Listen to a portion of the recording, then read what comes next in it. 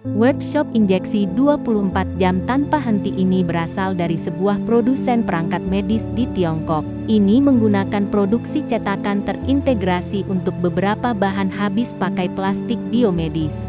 Produksi sebuah pelat fluoresensi ROH 384 sumur yang kecil ini melibatkan kerjasama dari banyak bengkel.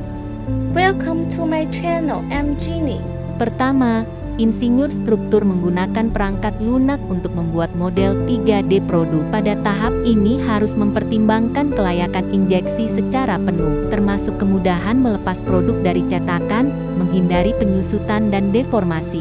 Desain harus memperkuat kekuatan, bukan hanya menambah ketebalan. Hindari konsentrasi tegangan, serta perbaiki aliran plastik. Insinyur cetakan dan produk bersama-sama meninjau gambar 3D. Mereka memberi saran modifikasi dari sudut pandang manufaktur untuk mengoptimalkan desain, sehingga mengurangi kesulitan dan biaya pembuatan cetakan. Perangkat lunak CAE seperti Moldflow digunakan untuk analisis simulasi. Di komputer disimulasikan proses pengisian, penahanan tekanan, dan pendinginan, sehingga dapat memprediksi dan menghindari cacat lebih awal.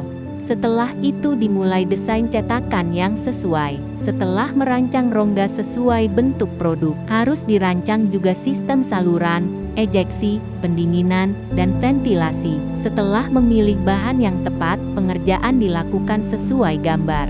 Pemilihan baja cetakan berkualitas tinggi dapat memperpanjang umur penggunaan cetakan. Pertama digunakan mesin fries, bubut, dan peralatan umum untuk pengerjaan awal, untuk menghilangkan sebagian besar material sisa. Untuk cetakan presisi tinggi, inti cetakan memerlukan perlakuan panas, seperti pengerasan dan nitridasi untuk meningkatkan kekerasan dan ketahanan aus.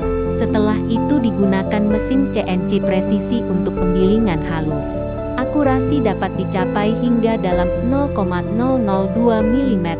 Untuk alur dalam, sudut tajam, dan permukaan kompleks, digunakan EDM. Untuk sisipan, lubang ejektor, dan bagian berdinding lurus presisi, digunakan wire cut. Langkah terakhir adalah finishing permukaan, memoles permukaan rongga cetakan, hingga mencapai permukaan seperti cermin atau tekstur tertentu.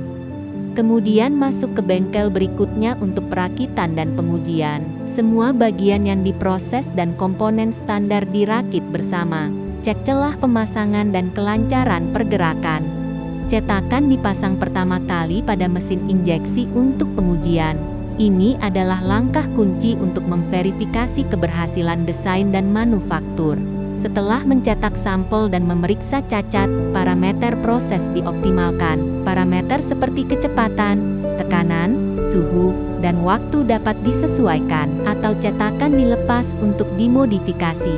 Uji coba dilakukan berulang kali hingga hasil yang diinginkan tercapai. The key success factors are through DFM and the model flow analysis at the early stage, which reduce later model revisions and costs.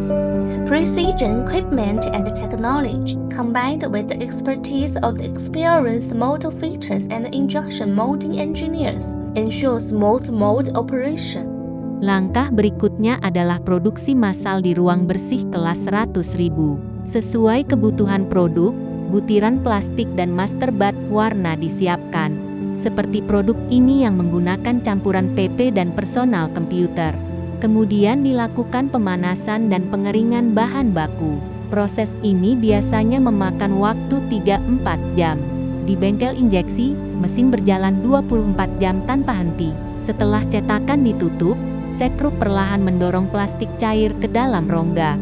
Yang paling penting adalah mengendalikan kecepatan, tekanan, dan waktu. Setelah injeksi, sekrup tetap memberikan tekanan dan mendorong sedikit, untuk mencegah cacat seperti lekukan dan kekurangan material.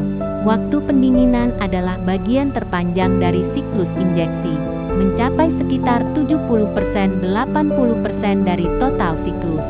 Mengoptimalkan saluran pendingin adalah kunci.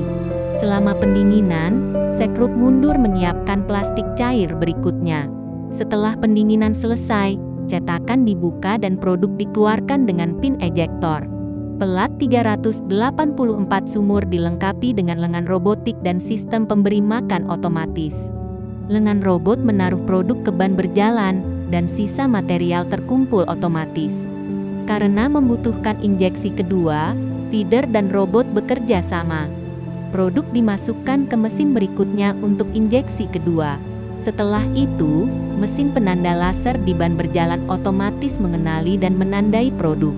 Seluruh proses tidak memerlukan pekerja berdiri lama atau mengambil produk secara manual. Ini sangat meningkatkan keamanan dan kenyamanan kerja.